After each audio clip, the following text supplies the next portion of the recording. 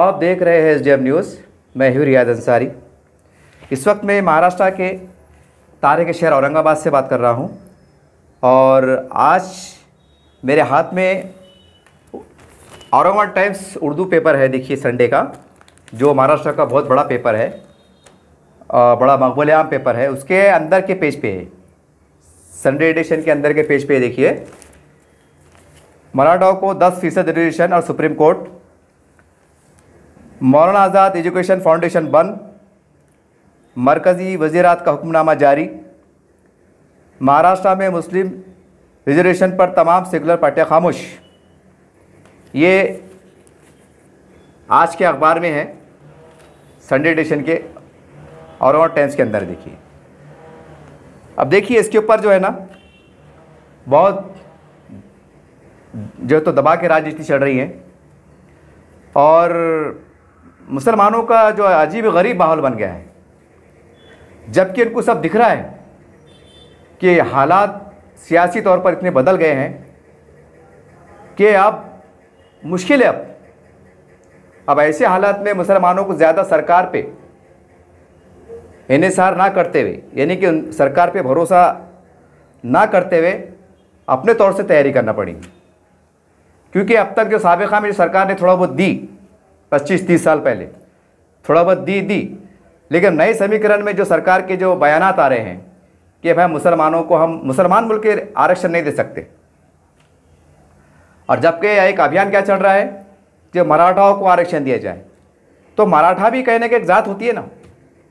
अब मराठाओं में कुनबी, तो ऐसा मुसलमानों को दे सकते कि भाई मुसलमानों में जो है उनको दे सकते, लेकिन नहीं दिया जा रहा है। जबकि हाई कोर्ट, आदरणीय हाई कोर्ट का भी इसके अंदर फैसला है। हाई कोर्ट ने भी जो है तो सरकार को कहा था कि एजुकेशन मुसलमानों को दिया जाए, लेकिन चौहान हुकूमत ने सिर्फ लालीपाप दे के गई थी। और इसमें हम क्या कर रहे हैं कि फ़िरका परस्त पार्टियों को टारगेट कर रहे हैं, जैसा शिवसेना होगी, भाजपा होगी, कि ये लोग बदमाश है, ये लोग मुसलमानों के दुश्मन है, ये ऐसे है वैसे है। हालांकि 35-40 साल पहले तक सेकुलर पार्टियां ही सरकारों में थी, मगर इन्होंने नहीं दिया। अब सेकुलर पार्टियों ने नहीं दिया तो फिर शिवसेना बीजेपी को बुरा बोल के क्या फ़ायदा, ये सवाल उठ के आ रहा है। खैर, अब ज़्यादा राजनीति में ना जाते हुए आज मेरा वीडियो बनाने का मकसद ये है कि महाराष्ट्र को मुसलमानों को चाहिए कि जैसा इसमें लिखा हुआ है कि मौलाना आज़ाद एजुकेशन फाउंडेशन बंद, इस सरकार ने फैसला ले रही है, बहुत जल्द के ऊपर अमल भी शुरू हो जाएगा। तो अब मुसलमानों को चाहिए कि हम महाराष्ट्र सतह पे जैसा वक्फ बोर्ड फाउंडेशन है, वक्फ बोर्ड फाउंडेशन बनाओ आप, और उसको अपने तौर पे बनाओ, जिसमें तमाम मसले के फ़िक्र, तबलीग की जमात के ज़िम्मेदार है, सुन्नी है, अहले हदीस है, शिया हज़रात है, जो भी है हमारे जो है हम ख्याल लोग, ऐसे लोगों को हम एक बना के हम एक फाउंडेशन तरतीब दे, बाज़ाब्ता उसका रजिस्ट्रेशन कराए, सारी बात करें, महाराष्ट्र लेवल पे उसको कराए, और वक्फ बोर्ड के जायदाद से कुछ आमदनी के ज़रिए बढ़ाए, उसके अंदर फ़ंड हम कवर करें, फ़ंड हम वसूल करें, एक जगह जमा करें, और महाराष्ट्र में जहाँ अज़ला जात में, जो डिस्ट्रिक्ट में जहाँ मुसलमान वाकई पसमानदा है, परेशान है, गरीब है, जैसी भी हालात है, वैसे हम थोड़ा थोड़ा फ़ंड रिलीज़ करें। अब ये काम करने की ज़रूरत है। अब ये बहुत हो गए, सरकार नहीं दे रही, बीजेपी ऐसी है, वैसा है वैसा है, इसके ऊपर इलेक्शन में अभियान चलेगा, चिल्ला पुकार होंगी, ये उसको बुरा बोलेगा, वो उसको बुरा बोलेगा। अब मुसलमानों को चाहिए कि वो थोड़ा सा अपने आँखों को खोले अब, क्योंकि अब काफ़ी साल हो गए मुसलमान के नेता भी सोए हुए थे और उससे कहीं ज़्यादा हमारी कौम सोई हुई थी, जागे भी नहीं थे। ये बहुत अफसोस की बात है और कितनी शर्म की बात है ना कि 30-35 साल पहले इतना धीरे धीरे मुस्लिम समाज को पीछे आते जा रहा। और उस टाइम में मुसलमान के नेता हुआ करते थे, अलग अलग पार्टियों में इसमें जुड़े हुए थे। कोई वक्फ मंत्री था, कोई एजुकेशन मंत्री था, कोई वज़ीर मेहनत था, कोई क्या था, कोई क्या था, कोई मुख्तलिफ कमेटियों पे था, मंडलों पे था। कौन था? मुसलमान था। और मुसलमानों का तबाही का सिलसिला जारी। तो इसमें सरकार की भी गलती है। जब मुसलमान नेताओं के सामने जो सरकार के साथ शामिल हैं, जो 24 घंटे राजनीति में खेड़े, जो 24 घंटे उनको मालूम है कि क्या जीआर पास हो रहे, क्या आ रहा, क्या जा रहा, क्या चल रहा, सब मालूम है, तो उनको नहीं दिखाई दे रहा था मुसलमान नेताओं को कि भाई ये क्या हो रहा, कि मुस्लिम समाज को इंसाफ मिल रहा नहीं मिल रहा। लेकिन नहीं देखे, बस अपना अपना देखे, अपन आमदार बन जाना, अपन खासदार बन जाना, कमेटी पे आ जाना, मंडल पे आ जाना, जी हजूरी में लग जाना, अपने बच्चों का भला हो जाना, अपने बेटी बच्चे डॉक्टर बन जाना, किसी को कुछ कॉलेज मिल जाना, किसी कुछ बड़े बड़े कारोबार के अंदर मतलब ज़बरदस्त काम चलना। बस ये मामला चला। ये सच्चाई है, बाकी कुछ भी मिला नहीं। तो कहने का मतलब क्या है, जब पूरी गलती मुसलमानों की है, जब पूरी गलती मुसलमान जो तो लीडरों की है, और कहीं ना कहीं इसमें हमारी जो सामाजिक संगठनाएं होती है, जो हमारी इस्लामी तंजीमों के जिम्मेदारान होते हैं, उनकी बहुत बड़ी गलती है। अब शायद आपको बहुत हैरत हो रही होगी कि जनाब ये मोहतरम आप बहुत बड़ी बात कर रहे हैं, अब इसमें इस्लामी जो हमारे तंजीम है इनका क्या कसूर, आपके जहन में सवाल आ रहा होगा, है ना, भाई इनका क्या कसूर, आप इनके ऊपर क्यों रिमार्क कर रहे हैं। आपको बोलना है तो नेताओं को बोलो, इनको कहीं को बोल रहे। मैं इस्लामी तंजीम को इसलिए कह रहा हूं कि मैंने तारीख को पढ़ा हूं, मेरे आबा अजदाद ने तारीख को पढ़ा है, और आज भी तारीख में दर्ज है कि जब हिंदुस्तान गुलामी की आज़ादी में पिस रहा था, यहां पर जुल्म ज्यादती का जोर जोरा था, एक बेहिसी का आलम था, हमारा देश गुलामी की जंजीर में जकड़ा हुआ था। उस टाइम मजहबी जमातों के जो जिम्मेदारान हैं, जिसे हम आम भाषा में उलमा इकराम कहते हैं, ये लोग मैदान में कूद गए थे और भारत को आज़ाद कराया। फांसी के फंदे पे लटके दिल्ली, लखनऊ, ये इलाका गवाह है कि झाड़ों पे लाशें लटकी हुई थी, 3-3 दिन की तारीख में लिखा हुआ है। तो फिर मेरा सवाल ये है, जब मैं आज उलमा इकराम पे मैं अगर सवाल उठा रहा हूं, अगर किसी को बुरा लग रहा है, तो फिर मैं सवाल में मेरा ये है कि फिर उस वक्त के उलमा इकराम को क्या जरूरत पड़ी थी देश को आज़ाद कराने की। कह देते कि भाई हम तो मौलवी मुल्ला है, हम तो मदरसे के जिम्मेदारान हैं, हमारा काम है 5 टाइम की अजान देना, नमाज पढ़ना, हमारा काम नहीं है, हमको थोड़ी गोले चलाना आता, हमको फतरे मारेंगे, हमको झगड़े करेंगे, हमको जेल में जाएंगे। उस टाइम कह देना था आपने ऐसा। क्यों फांसी फंदे को चुमा? इसलिए कि आपको हिंदुस्तान को आज़ाद कराने का था, यहां से जुल्म सितम का खात्मा करने का था। आपका सपना था कि देश के अंदर हिंदू, मुसलमान, सिख, ईसाई हम सब मिलकर एक अच्छा हिंदुस्तान तामीर करें, हम मिलजुल कर रहें, हमें इंसाफ मिले, हम बराबरी से जिए, अमन शांति के साथ जिए, तिरंगे के लिए जिए, तिरंगे के लिए मरे। ये आपका तस्वुर था, ये आपके जज्बात थे जो तहरीरों में दर्ज है। करके मैं आज मजबूर होकर इस्लामी तंजीमों के जिम्मेदारान को बोला हूं। क्यों? जब इस्लामी इज्तिमा होता है, इस्लामी अगर इज्तिमा होता है, हम देखते हैं कि 5 लाख, 10 लाख, 15 लाख, 20 लाख, यहां तक कि 50 लाख, ये नज़ारा देखा है इज्तिमा के ज़रिए से। इतने लोग जमा हो जाते हैं, इज्तिमा होता है, अच्छी बात है, कोई बदगुमानी नहीं है, कोई मुझे तकलीफ़ भी नहीं है। वो तो इस्लाह माशरे के नाम पर होता है कि बुराई से ख़ात्मा हो, नौजवानों में सुधार आए, लोग एक अल्लाह के अताअत करने वाले बने, ये सारी बातें हैं। लेकिन सवाल ये है कि जो उलमा ने फांसी को फंदे को चूमा, और जो उलमा इतनी ताकत रखते हैं, 4 लाख, 5 लाख, 10 लाख, 15 लाख इस्लामी संगठनों के जिम्मेदारान जो भी है, इज्तिमा लेते हैं, आप जमा करने की ताकत रखते हैं, इज्तिमा के जब मंडप लगते हैं उसके अंदर लाखों रुपये आप खर्च करते हैं। फुकड़ में तो नहीं होता, ऐसा तो नहीं होता कि 2 रकात नमाज पढ़े, फरिश्तों ने आके झंडा जो तो मंडप लगा के चले गए, ऐसा होता नहीं होता। 4 महीने 3 महीने पहले खड्डे खुदते, मंडप लगते, हज़ारों लोग काम करते, लाखों रुपये खर्च होता।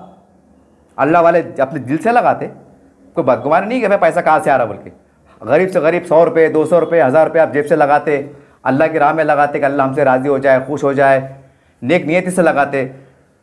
तो जिस कौम के अंदर इतना मुत्तहिद होने का जज्बा है कि 5 लाख 10 लाख 20 लाख आप लोग जमा हो जा रहे और लाखों रुपए लगा के आप इज्तिमा का खर्चा बर्दाश्त कर रहे, और एक तरफ आप बड़े भीख मांग रहे, एक तरफ भीख मांग रहे कि भाई हमको आरक्षण दो, आरक्षण दो, जबकि वक्फ बोर्ड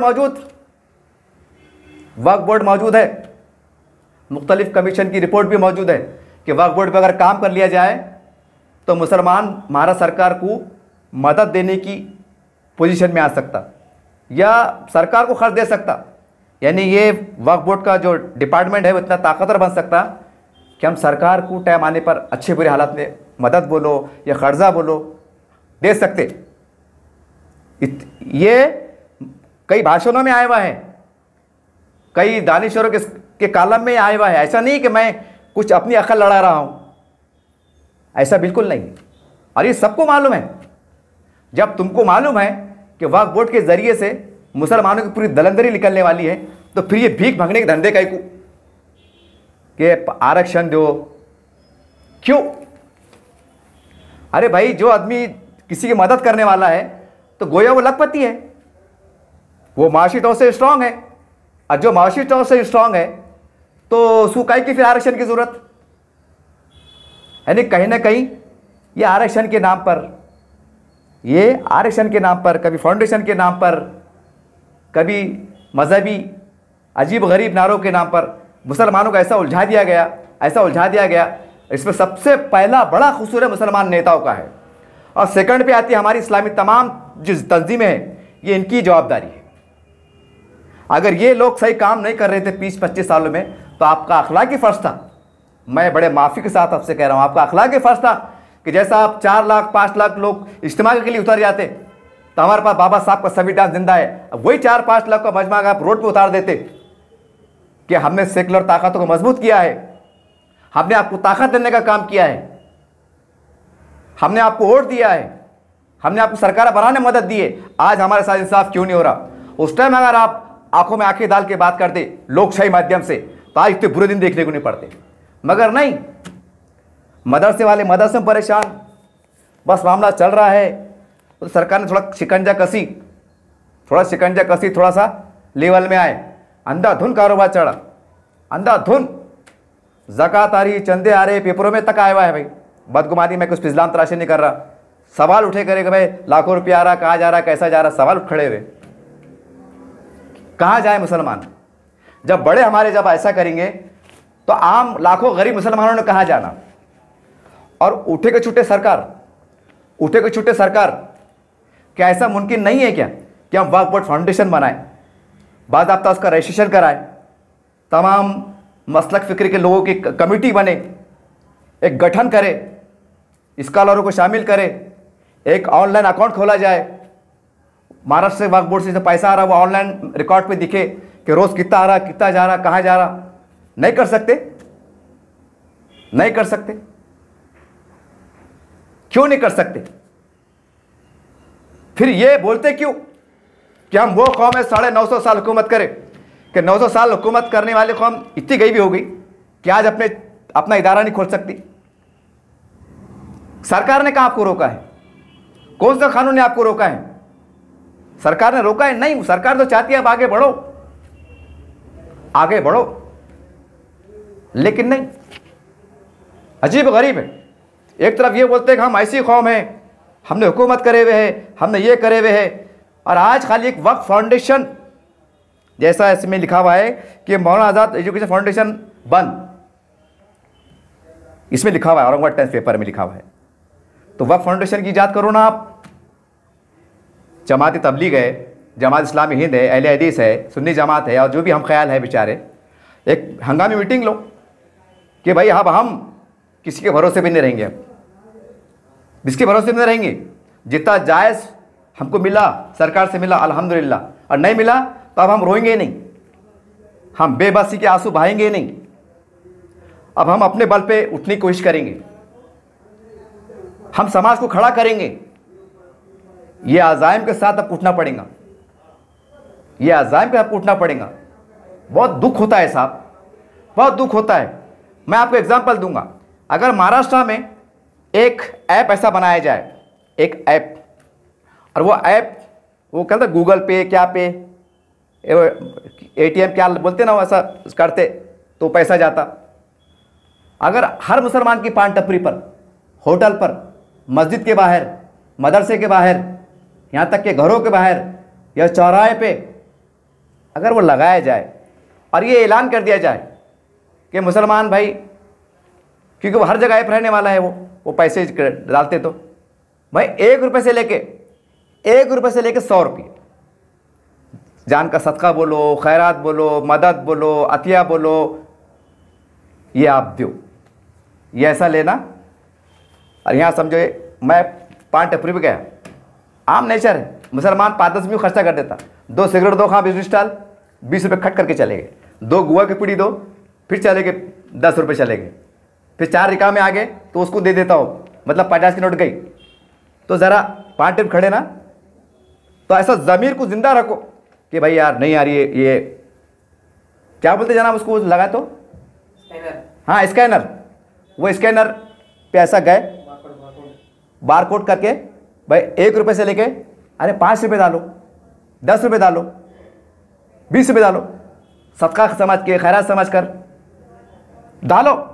होटल में चाय पीने गए, होटल के सामने लगा हुआ वो बार कोड क्या है, तो ऐसा करें जो आपकी इस्तेताअत है, 10 रुपये, 50 रुपये, 100 रुपये, 500 रुपये खट करके डाल दिए। पूरे महाराष्ट्र में अगर हर मुसलमान बस स्टैंड पे, रेलवे स्टेशन पे वो रहे ना, खट करके डाले और उसको एक ऑनलाइन वो बनाओ, गवर्नमेंट की निगरानी में, बाज़ाब्ता गवर्नमेंट की निगरानी में, उसको इस तरीके से उसको अंदर साफ शफाफियत रखो कि इसको शक शुबा भी नहीं होना कि भाई क्या लफड़े चढ़ रहे होंगे, भाई हम तो पैसे दाड़े, पैसे कम हो रहे हैं ज़्यादा हो रहे, क्योंकि ऐसे हमारे पास भी माहौल देखा जाता। इतना क्लियर रखो कि गवर्नमेंट को दिखना कि क्या आ रहा क्या जा रहा, और जो कमेटी के जिम्मेदार है उनको मालूम पड़ना क्या आ रहा। अरे कहाँ मुसलमान भी अगर चाहे कि भाई, अगर पूछना चाहे कि भाई कितना पैसा जमा हुए महीने में, तो उसको भी ऐसा कुछ फॉर्मेट रहना, मालूम पड़ना कि एक महीने में महाराष्ट्र के अंदर 60 लाख रुपए जमा हुए। अब ज़रा सोचो कि पूरे महाराष्ट्र में 1 रुपया 10 रुपये से पकड़ लो, मोटा मोटा जो भी है, 50 लाख रुपए अगर रोज जमा हो रहे, 50 लाख रुपए रोज जमा हो रहे, इसी जो मैंने आपको आइडिया बताया, 50 लाख रुपए रोज, तो महीने कितने हो रहे, साल के कितने हो रहे। कैसा आप अपने इदारे खड़े नहीं कर सकते, कैसा आपके बेरोजगार बच्चे को रोजगार नहीं आप दिला सकते। अरे जब आपका अकाउंट रहेगा, आपके अकाउंट पे लाखों रुपए पड़े रहेंगे, तो ऐसा निज़ाम बना सकते ना कि औरंगाबाद से भाई हम कम से कम 50 बच्चे गवर्नमेंट को बोलना, ये हम देते आपको हमारी सिक्योरिटी, अगर इन्हें पैसे नहीं पड़ा तो हमारे अकाउंट से आप पैसे खींच डालना, 2-10 लाख। औरंगाबाद के 50 बच्चे, जानले के 50 बच्चे, नांदेड़ के 20 बच्चे, मालेगांव के 10 बच्चे, थोड़ा थोड़ा सबको ऐसा लोन देने काम करो ना, बगैर इंटरेस्ट के, बॉन्ड ये वो लेके, जैसा जो भी तरीक़ेकार होता लो, और उसको बोलना बाबा कि रोज़ के रोज़ पैसे डाल दिया कर, रोज़ के रोज़ ऐप के अंदर, उसको अलग से ऐप बना के दे देना, कर्जे का अलग 100 रुपये 50 रुपये। वो नहीं आते कि अन्ना लोग बचत गढ़ वाले घरों को आते, और जनाब लाखों करोड़ों रुपए का व्यवहार चालू है, और क्या ले रहे, 5,000 ले रहे, 10,000 ले रहे, और उसके अंदर लाखों करोड़ का हिसाब चालू है। इंक्वायरी करो आप, और मुसलमान ही व्यवहार कर रहे और सूद के नाम पे कर रहे, और एक तरफ क्या बड़े सूद हराम है और धड़ल्ले से सूद का कारोबार चालू है। किसको बोलेंगे, कैसा बोलेंगे? एक तरफ ये बेबसी, एक तरफ बड़े सूद का खात्मा होना, मुसलमान को बड़े सूद मत लो, तो गरीब मुसलमान बोला कि हम कभी कभी इतने हालात में आते कि 5,000 को महंगे हो जाते। हमारे घर में ऐसी मुसीबत आती कि हमको मजबूरन में जो तो अन्ना लोगों से पैसे लेना पड़ता, वो 5,000 देता, 6-6,500 रुपये लेता, 50 से भरो 60 रुपये कुश्ती बेचता, हिसाब किताब है इसका। हमारे पास सिस्टम नहीं है, ऐसा सिस्टम नहीं है, हम उठ ही नहीं पा रहे। और क्या, तो देश को आज़ाद कराने में फांसी के फंदे को चूमा, कितना अजीम उनका जज्बा था, देखिए हमारे काबिल एहतराम उलमा इकराम का। और आज हम ऐसा नए समीकरण में, नए हालात में, हालात चल रहे, क्या चल रहे आप देख रहे, मगर उसके बाद भी बेहिसी का आलम है। अभी भी बात चढ़ी, वो बीजेपी को हराना है, ठाकरे गठ को लाना है, वो शिंदे गठ को हराना है, अभी भी ये फालतू बात चढ़ी, जबकि ना ठाकरे गुट को देने वाला है, ना शिंदे गुट देने वाला है। अपने बाप को कुछ मिलना नहीं है, अरे 5 लाख के इतना आरक्षण जो आदरणीय हाईकोर्ट के इस पे भी इतना बड़ा मामला साफ सुथरा है, उस पर अमल नहीं हो रहा, उस पर अमल नहीं हो रहा। तो फिर ये अब जो चीज़ अपने को मिलना नहीं है उसको अलविदा बोल दो, बोलना भाई नको दो, अपने बोलना नको दो। अपने बलबूते पर एक अच्छे अंदाज से, कानूनी अंदाज से हम कैसा एक समाज खड़े कर सकते, माशी तौर से, फाइनेंशियली तौर से कैसा स्ट्रांग हो सकता। हमारे पास वक्फ बोर्ड है, वक्फ बोर्ड है। अरे वक्फ बोर्ड की कई ज़मीनात हाईवे के ऊपर है, हाईवे के ऊपर है, लेकिन वहाँ अगर पूरे महाराष्ट्र में अगर 100 पेट्रोल पंप डाले, 100 पेट्रोल पंप, कितनी आमदनी होती। मन हमारा दिमाग काम नहीं कर रहा, बस नारे तकबीर अल्लाहु अकबर, नारे तकबीर अल्लाहु अकबर। अजीब गरीब, अजीब गरीब। जो काम करने वाले हैं, जो काम करना चाहिए, उसके कुत्ते हाल नहीं खा रहे, उसका कोई पुरसाने हाल नहीं है। हमारे पास वो नहीं है। अरे वक्फ की ज़मीन है, सरकार से मंजूरी लो, कौन सी बहुत बड़ी बात है, कौन सी बड़ी बात है भाई। अब रहा पैसों का मसला, 4 हमारे पास इस्लामी तंजीमें हैं। जब तुम एक इस्तेमाल लेते उसको लाखों रुपए खर्चा हो जाता, तो क्या एक पेट्रोल पंप डालने के वजह से चारों तंजीमें मिलकर पूरे महाराष्ट्र में 4 जमे अगर चंदा जमा करें तो क्या एक पेट्रोल पंप खड़े नहीं हो सकता। सिर्फ 1 महीने के 4 जुमे की बात कर रहा मैं, पूरे महाराष्ट्र में। और ऐलान करा दिया जाए कि ये जुमे का चंदा जो भी आएगा, हम औरंगाबाद जिले में या जानले के अंदर पेट्रोल पंप डाल रहे, वहाँ पर बड़ा अच्छा वो काम कर रहे, और ये पैसे से हम पेट्रोल पंप बनेंगे, दीवारें बोलो, स्टेनो सीट बोलो, क्या क्या तमाशे रहते हो, वहाँ पर सब खोलेंगे। नहीं हो सकता, हो सकता, हो सकता। ये नामुमकिन बात नहीं कह रहा हूं मैं, ये नामुमकिन बात नहीं है, लेकिन हम बेबस हैं, हम बेबस हैं। हमारा मिजाज ऐसा बन गया, इसने चूर के मुंह में डालना ऐसा, तो हम चाप के निकलेंगे। जबकि हालात क्या चल रहे, हालात क्या चल रहे। इसमें सरकार की कोई गलती नहीं है। जो मुसलमानों की जो अनदेखी की गई, जो मुसलमान परेशानी से गुजर रहे, मैं बड़े माफ़ी के साथ कर रहा हूँ, इसमें सरकार की एक पैसे की गलती नहीं है। पहले सरकार की भी गलती नहीं थी, जो सेकुलर बोलते हैं ना हम, सेकुलर पार्टी, इनकी भी गलती नहीं थी। इसलिए गलती नहीं थी कि जो हमारे जो मुसलमान नेता थे वो क्या वहाँ क्या लब्धो बेच रहे थे, कि पप्पर तल रहे थे, कि इफ्तार पार्टी के नहीं, कि इफ्तार में समोसे तलते, वो समोसे तल रहे थे। उनको दिख रहा नहीं था कि यार क्या आबादी है मुसलमानों की, फंड कितना जा रहा, बराबर मिल रहा नहीं मिल रहा। ये तो मुसलमान नेताओं की जवाबदारी थी ना, कि सरकार की जिम्मेदारी थी।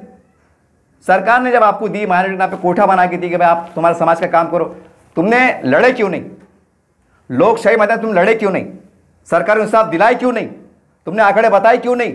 अगर तुम सरकार को बोलते थे कि आप तुम्हारा हम में काम करेंगे तो हम शिवसेना के साथ चल लेंगे या भाजपा के साथ चल लेंगे, मगर तुमने क्या करे, एक अजीब गरीब। हिंदुस्तान जब से आज़ाद हुआ, जो हिंदुत्ववाद पार्टियां हैं, इनको एक मुसलमानों के दरमियान में बदतरीन दुश्मन बना के पेश करते रहे कि ये दुश्मन है, मुसलमानों को दुश्मन है, मुसलमान दुश्मन है, दुश्मन है, दुश्मन है, दुश्मन है, और इख्तिदार पे आते रहे और मुसलमानों गुमराह करते रहे। और जबकि हिंदुत्ववाद पार्टियां बोल रही थी कि आओ मुसलमानों हम मिलकर कुछ नया हिंदुस्तान बनाते हैं, कुछ आगे बढ़ते हैं। ज़रा सोचिए आप, अगर ये मुसलमान 30-35 साल पहले भाजपा के साथ, ये हिंदू नवाज पार्टी से अगर मिल जाते थे, मिलकर चुनाव लड़ते थे, तो कहने के नज़रियात में इनकी तब्दीली आती थी, लचकदार रवैया रहता था। ये भी सोचते थे नहीं यार हमारा वोट बैंक है, हमारे साथ ये उठ रहे बैठ रहे हैं, सरकार बनाने में मदद कर रहे हैं, तो थोड़ा वो भी कहीं ना कहीं एक बीच का रास्ता ऐसा निकालते थे कि भाई तुम्हारी बात रह जाए और हमारी बात भी रह जाए। ऐसा हो सकता था, लेकिन हमने क्या करें, क्योंकि उनको भी लगा, भाजपा को भी लगा, सेना को भी लगा कि यार ये अपने पास कभी आते नहीं, ये अपने पास कभी आते नहीं। और जो सेकुलर पार्टियों को मतलब अपन बोल रहे थे हमारी पार्टियां है, ये सेकुलर पार्टियां है, वो उनसे ज़्यादा खतरनाक। उन्होंने ऐसा बांध काम किया कानून की फ्रेम में बिठा के कि आज मुसलमान कहीं नहीं रहे।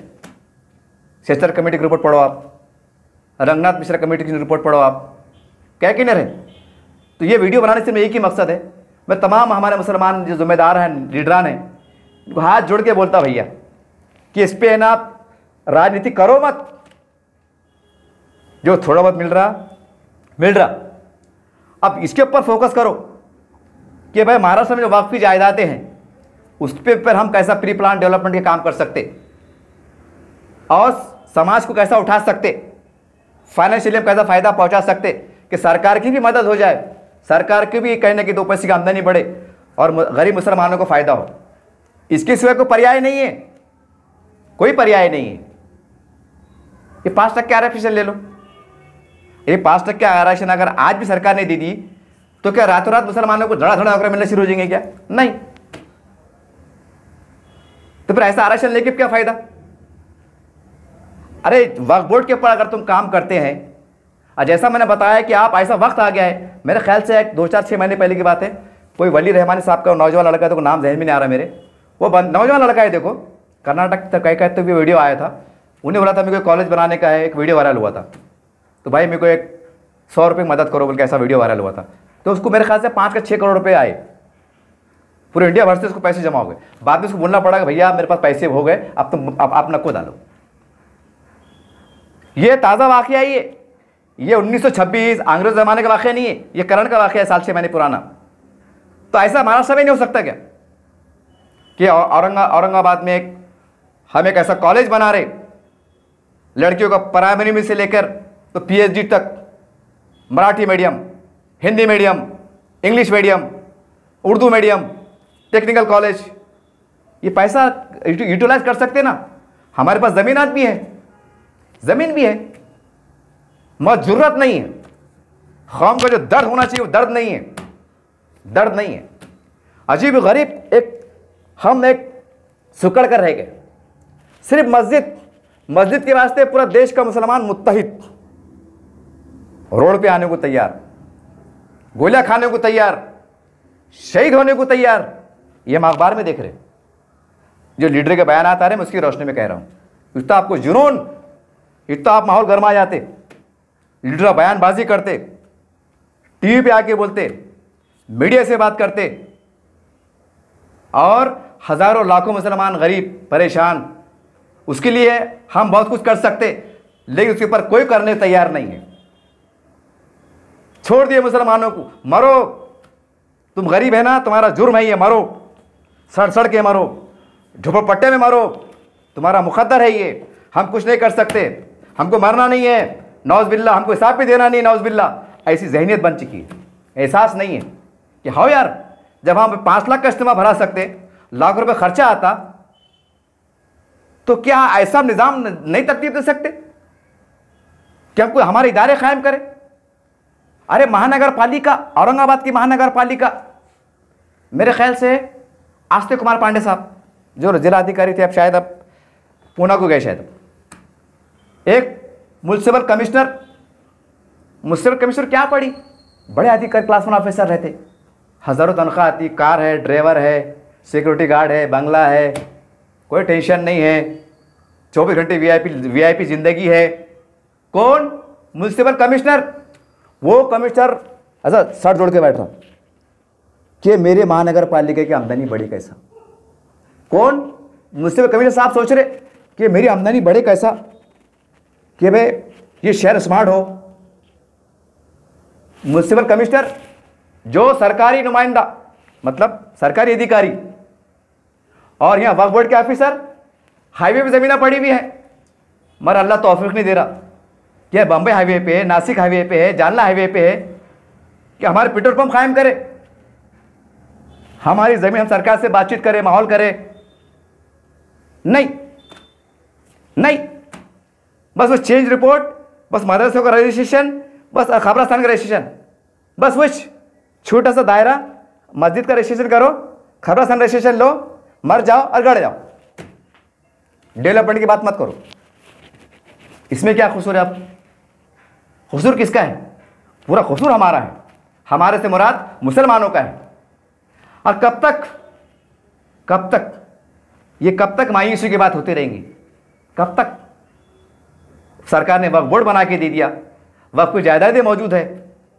जरा सोचिए ना आप, मैं तमाम मुसलमान नेताओं को कह रहा हूं, अगर तुम्हारी जमीन जालना रोड के ऊपर अगर 1.5 एकड़ रहती थी तो क्या तुम छोड़ देते थे? क्या तुम पेट्रोल पंप नहीं डाल सकते थे?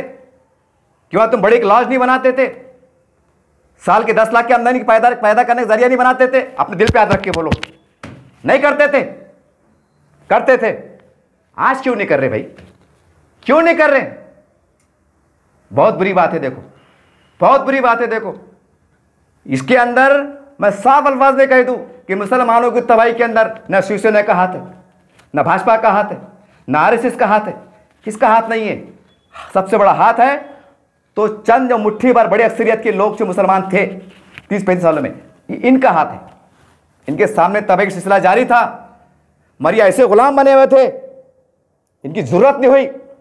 चौहान साहब क्यों नहीं हुआ ये काम, मैं राजीनामा दे रहा। अगर ऐसा बोलते थे तो आज दिन नहीं देखने को आते थे।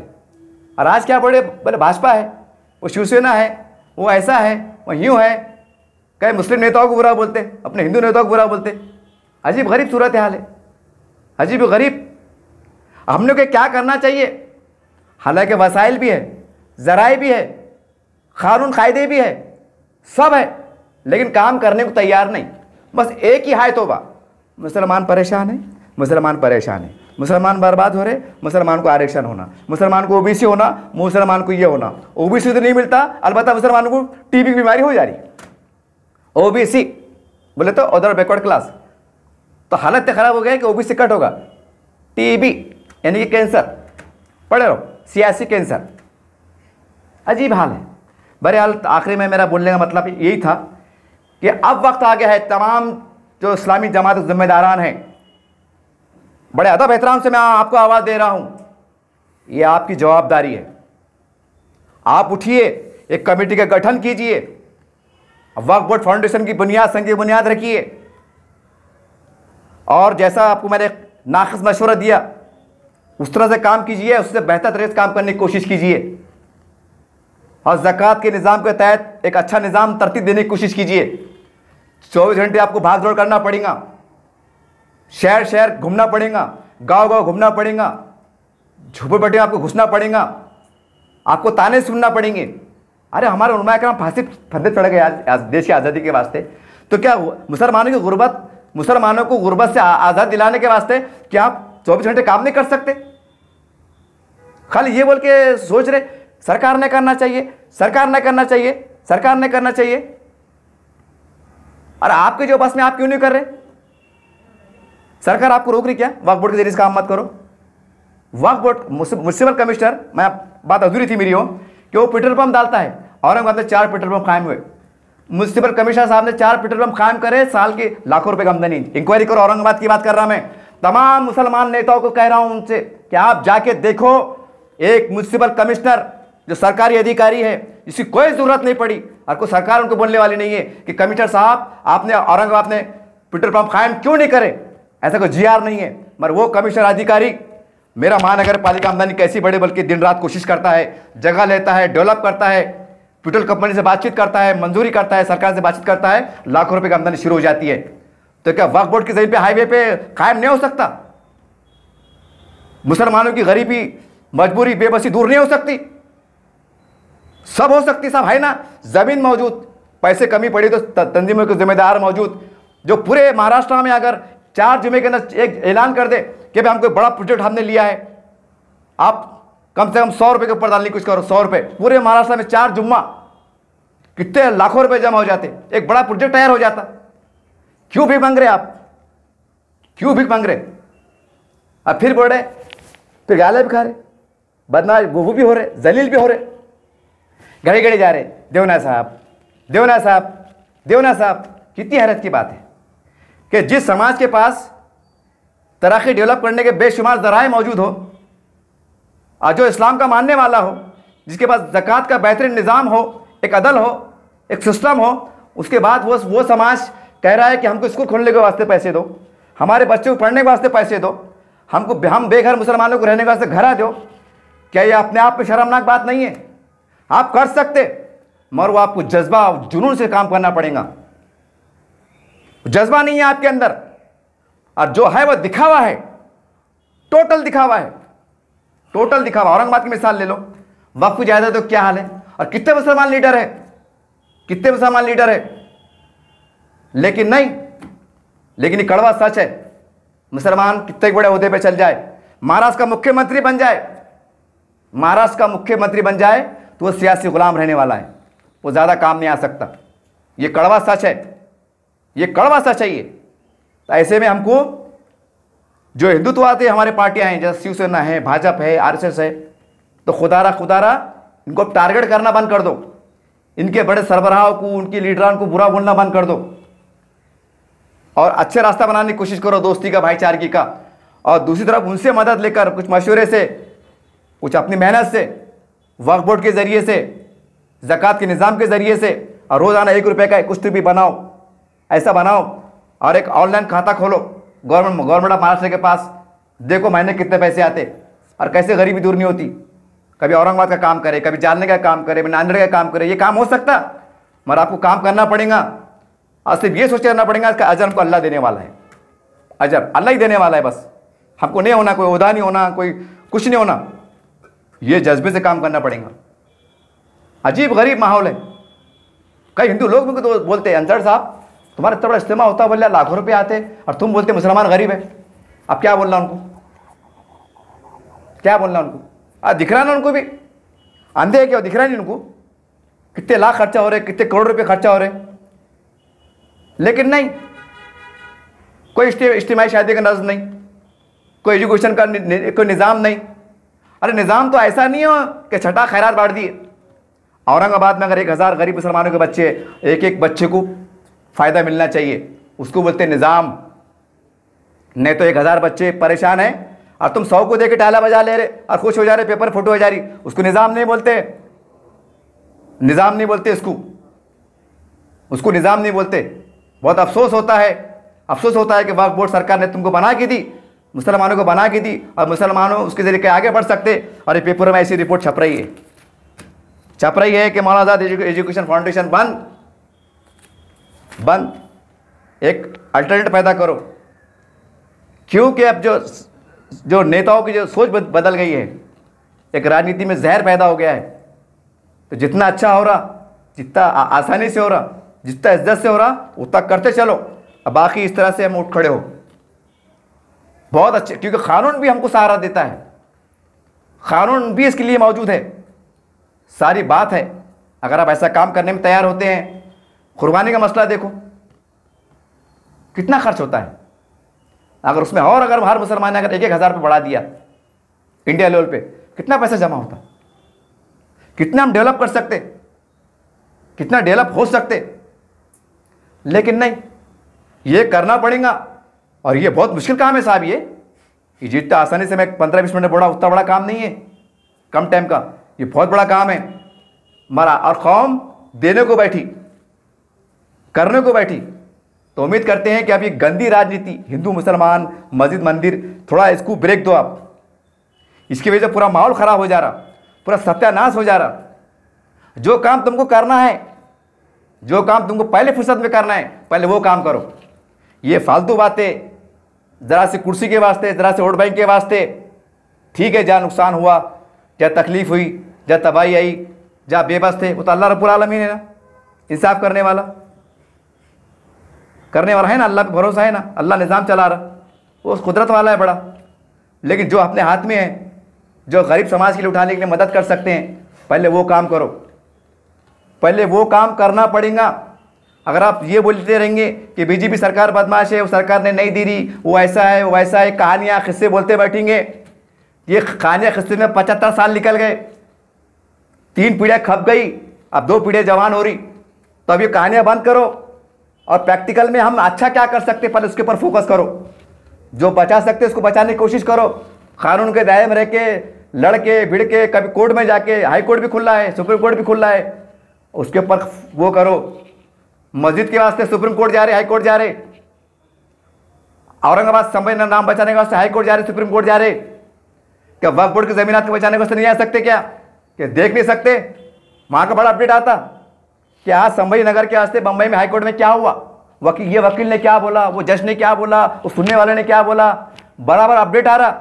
वक्फ बोर्ड का अपडेट क्यों नहीं आता कि जालना रोड की जमीन के ऊपर केस चल रहा था, जज साहब ने क्या बोले, वकील साहब ने क्या बोले, केस में लचक क्या हुई, लफड़ा क्या था, इसके ऊपर ब्रेकिंग न्यूज नहीं देते।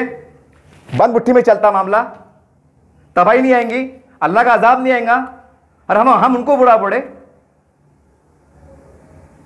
बहुत शर्म की बात है ये, शर्म से डूब मरने वाली बात है ये।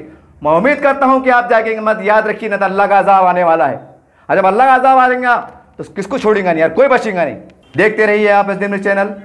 जय हिंद, जय महाराष्ट्र।